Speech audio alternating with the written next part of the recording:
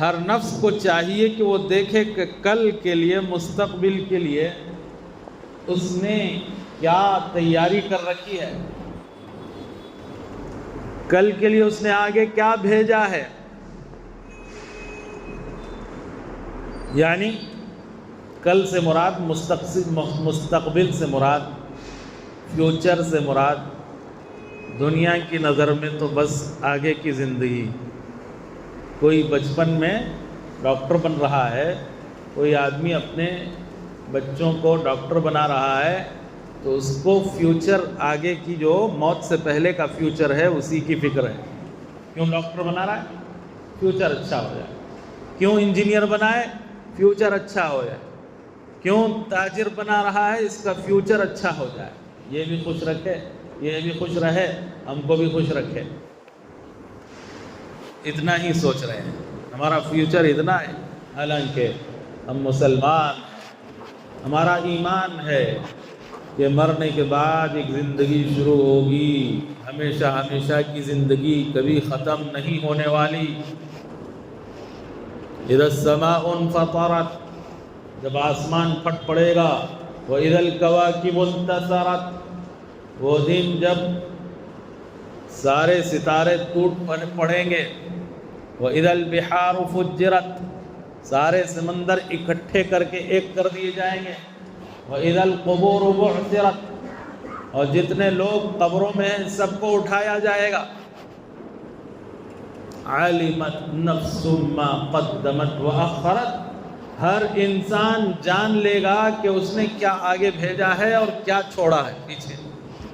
جو کر سکنا تھا نہیں کیا، جو نیک عمل کر سکتا تھا نہیں کیا، قربانی کر سکتا تھا نہیں کیا، اور جس نے کیا وہ دیکھ لے گا کہ اللہ کے لیے کیا یا دکھاوے کے لیے کیا۔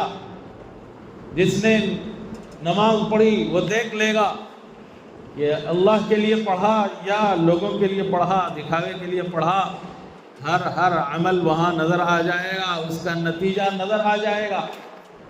علمت نفس ما قدمت وأخرت، اس دن جس دن آسمان پھٹ پڑے گا نظر آ جائے گا کہ کیا اس نے آگے بھیجا ہے۔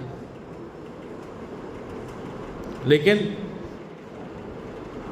اللہ کہہ رہے ہیں وَلْتَنْظُرْ نَفْسٌ مَّا قَدَّمَتْ لِغَدٍ، کل کے لیے کیا بھیجا ہے آج ہی سے دیکھ لے۔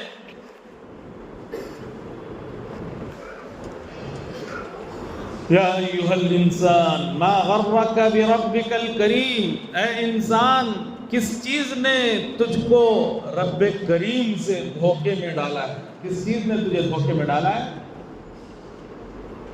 جو رب ہے کریم ہے، اس کو بھولا بیٹھا ہے، جس نے سب کچھ دیا اس کو بھولا بیٹھا ہے۔ کس چیز نے تجھے آخر دھوکے میں ڈال دیا، غرور میں ڈال دیا؟ کیا ایسی چیز تیرے پاس ہے، مال ہے، جس کی وجہ سے اکڑ رہا ہے اور اللہ سے دھوکے میں ہے؟ تو مال بھی کس کا دیا ہوا سوچ لے ذرا۔ جائیداد ہے جس کی وجہ سے اکڑ رہا ہے، اپنے رب کریم سے دھوکے میں ہے، تو ذرا دیکھ لے وہ کس کا دیا ہوا جوانی اور طاقت ہے اور عہدے ہیں جس کی وجہ سے تو اکڑ رہا ہے، دیکھ لے ذرا کس کا دیا ہوا۔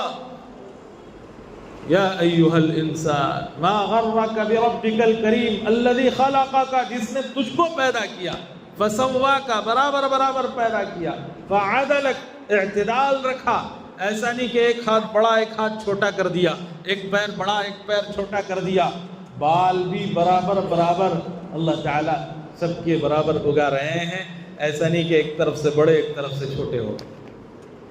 کیا اعتدال کے ساتھ اللہ تجھ کو پیدا کر رہا ہے اور تیری تخلیق، تیری پرورش ہو رہی ہے، ذرا غور کر۔ فی ای صورت ما شاء رکبک، جس صورت میں اللہ نے چاہا اس صورت میں تجھے بنایا، تیری چاہت پر موقوف نہیں کیا، جو تو چاہے وہ لے لے، اس لیے کہ اللہ کو تیرے سے زیادہ بہتر معلوم ہے کہ کس کو کس صورت میں پیدا کرنا بہتر ہے۔ کلا بل تکذبون بالدین، تو نصیحت حاصل کرنے والا نہیں ہے. کلا، ہرگز نہیں. اتنی ساری باتیں سن کر بھی نصیحت تجھے اثر نہیں کر رہی ہے. بل تکذبون بالدین، بلکہ تو قیامت کے دن کو دوبارہ اٹھائے جانے کو جھٹلاتا ہے. یعنی ان انسانوں کے بارے میں اللہ کہہ رہے ہیں کہ جو قیامت کے دن کو جھٹلا رہے ہیں، کفار ہیں. بل تکذبون بالدین، ایک جگہ تو کہا بل تکذبون بیوم الدین، جزا کے دن کو جھٹلا رہے ہیں، جزا کو جھٹلا رہے ہیں. جزا اور سزا ملنی ہے. جو یہاں کیا وہاں اس کی سزا ہے یا جزا ہے. دنیا میں جزا اور سزا ہو نہیں سکتی. اس لیے کہ ایک آدمی اگر ایک آدمی کو قتل کر دے تو اس کے بدلے میں اس کو قتل کیا جائے گا ایک. اگر 1000 کو قتل کر دیا تو کیا 1000 مرتبہ قتل کر سکتے ہیں؟ 100 کو قتل کیا تو 100 کو قتل کر 100 مرتبہ اس کو قتل کیا جا سکتا ہے. برابر سے بدلہ دنیا میں نہیں ہو سکتا. اس لیے اللہ نے آخرت رکھا ہے.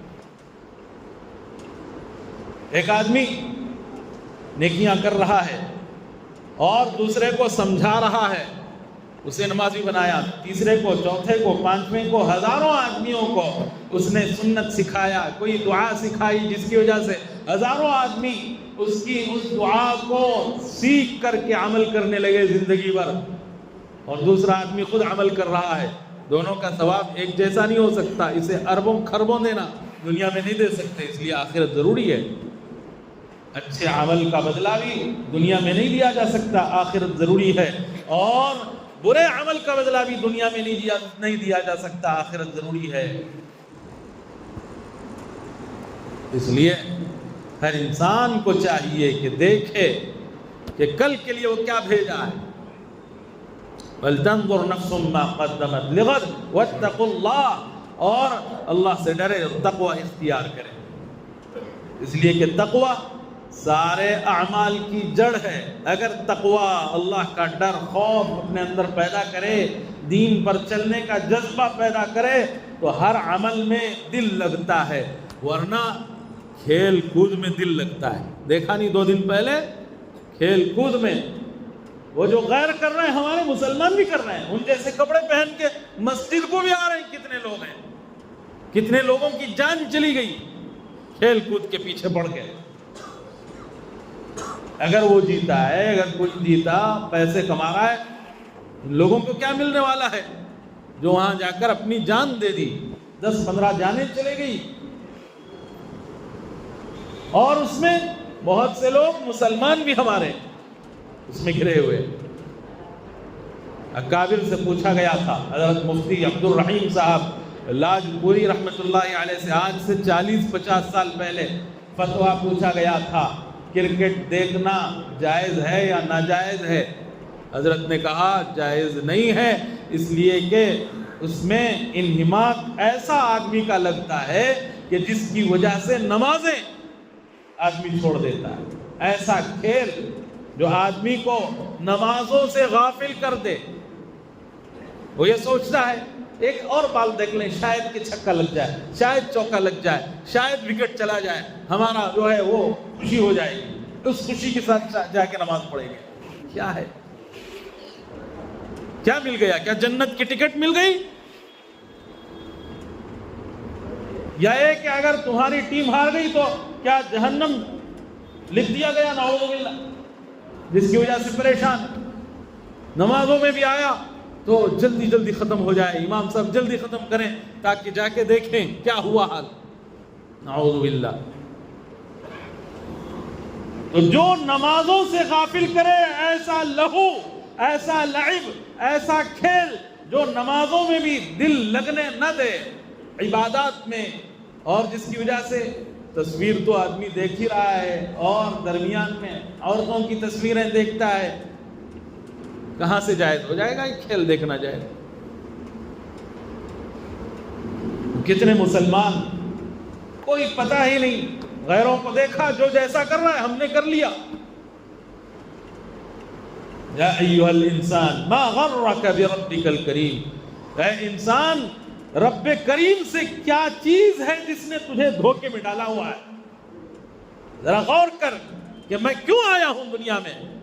افحسبتم انما خلقناکم عبثا، کیا تم یہ گمان کر رہے ہو کہ بیکار پیدا کیے گئے ہیں؟ وانکم الینا لا ترجعون، اللہ کے پاس لوٹائے نہیں جائیں گے، لوٹائے جائیں گے۔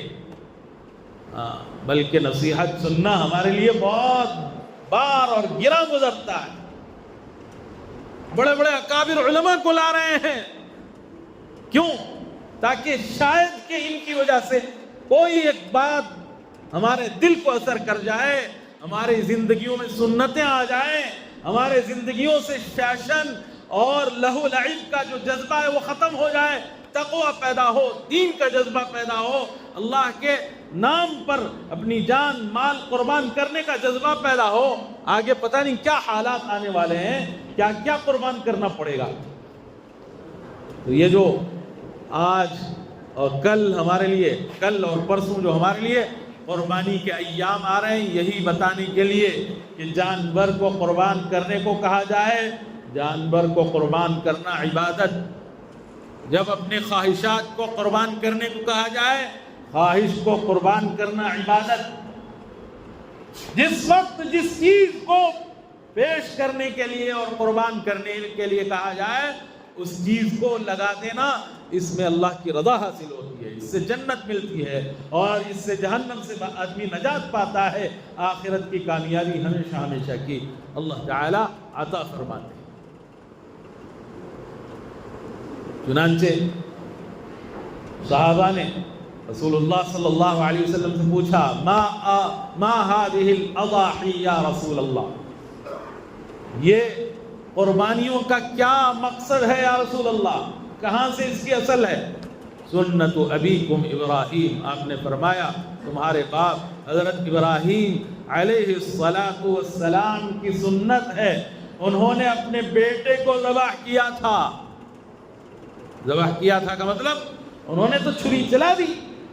یہ بات اور ہے کہ اللہ تعالیٰ نے چھری کو نہ کاٹنے کا حکم دیا۔ خلیل اللہ کا سارا زور اس پر ہے کہ چھری چل جائے، رب خلیل کا سارا زور، رب خلیل کا حکم یہ ہے کہ چھری نہ چلے۔ ظاہر بات ہے کہ وہ کس کی بات مانے گی؟ رب خلیل کی، یعنی اللہ کی بات مانے گی چھری۔ ہر چیز اللہ کے حکم کے تابع ہے، ہر چیز، ہر چیز، ایک ایک دن کا بھی اللہ کے حکم کے تابع ہے۔ آپ یہ سمجھ رہے ہیں کہ میں بٹن دباؤں گا فین چالو ہو جائے گا؟ ہاں نہیں، اللہ چاہیں تو چالو ہو رہا ہے۔ جب بھی جو بھی آپ کر رہے ہیں، ہر کام، سب میں اللہ کے حکم کے تابع ہے۔ ہر چیز، ذرہ ذرہ بھی، ہر انسان بھی، انسان کے اعمال بھی، حتیٰ کہ بھی میں بارہا کہہ چکا ہوں کہ واللہ خلقکم وما تعملون، تم بھی اللہ کی مخلوق، تمہارے اعمال بھی اللہ کے مخلوق ہیں، ہمارے اقوال بھی اللہ کی مخلوق، ہر مخلوق خالق کے حکم کی تابع ہے۔ میں بولنا چاہوں، اللہ نہ چاہے میں بول نہیں سکتا، بولنے میں اللہ کے حکم کے تابع، آواز نکلنے میں، جو بات میں کہنا چاہ رہا ہوں اس میں اللہ کے حکم کے تابع۔ خیر، اس میں جائیں گے تو بہت تفصیل ہو جائے گی، اشکالات پیدا ہوں گے، اس کا جواب حالانکہ بار بار دے چکا ہوں۔ اللہ اکبر کبیرہ، اللہ اکبر کبیرہ۔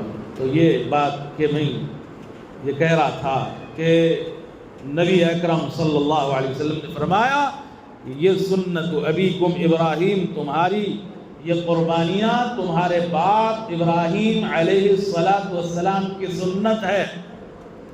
حضور صلی اللہ علیہ وسلم نے ہر سال قربانی کی، جب سے قربانی واجب ہوئی تب سے ہر سال قربانی آپ نے کی، کسی سال آپ نے تخلف نہیں فرمایا۔ یہ اس بات کی دلیل ہے کہ قربانی صرف سنت نہیں، واجب ہے۔ جو چیز صرف سنت ہو تو حضور صلی اللہ علیہ وسلم نے کبھی کیا کبھی چھوڑ دیا، اور جو واجب ہے اس کو بتانے کے لیے کہ واجب ہے لازماً کیا۔ اور ایک حدیث ہے، گزشتہ جمعہ بھی ہمارے حضرت نے حدیث پڑھ کے سنایا تھا۔ کیا حدیث ہے؟ من كان له ساعة فلم يضحي فلا يقربن مصلانا۔ من وجد سعتن، دوسرے الفاظ میں اسی بات کو کہا گیا، جس کے پاس وسعت ہو، فلم یضحی، طاقت کے باوجود اگر وہ قربانی نہ دے، فلا یقربن مصلانا، ہرگز ہمارے عیدگاہ کو نہ آئے۔ اب اس میں غور کریں، من کا لفظ عام ہے، من وجد، من